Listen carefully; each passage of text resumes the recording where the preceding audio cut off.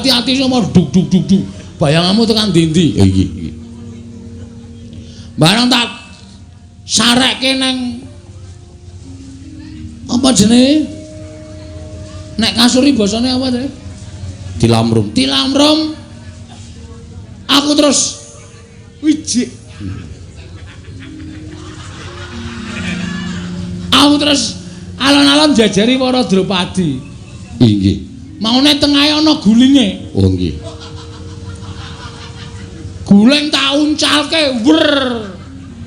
Rekaya areng ngrekep para Drupadi areng meluk para Drupadi, guling tak uncalke tiba ning kompor.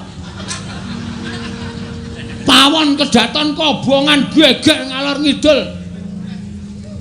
Emban ki doting sliri nang pinggir amben kae. Lajeng aku nglilir te. Duh. Gelaku tanpa upama. Wiwit saka kuwi tekan saiki aku ora iso lali karo para Drupadi te. Gak iso lali, gak iso lali te. Gumana mosih ana paningalku. Pendak-pendak aku tengok-tengok sore ngematke kulon ana candhek ayu kuning gemrining kaya kencana sinangling. Neng kono kaya ana pasuryane para Drupadi. Mripate gedhe banget kae. Terus ngedepi aku kling ngono. Bubar konsentrasiku. Inggih. Aku nek tengok-tengok nang kedaton mongko ngedep manuk kelangan aku. Cecak Rawa. Inggih. Kuwi ya suarane Cak Rawa malik kaya cengkoke para Drupadi.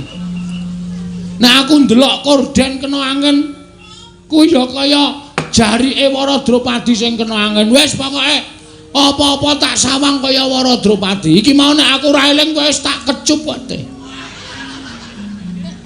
Merganipun kowe ya kaya para Drupadi dantenate. Tambahan ana brantan ning atiku te. Srana kowe budhal ning negara Ngamarta. Para Drupadi jaluken. Nek kira-kira wong Pandhawa ora menehake, kowe ora iso mboyong para Drupadi tekan ngarepane Prabu Patokol Bawarsari. Tak tugel janggamu dina kuwi uga te.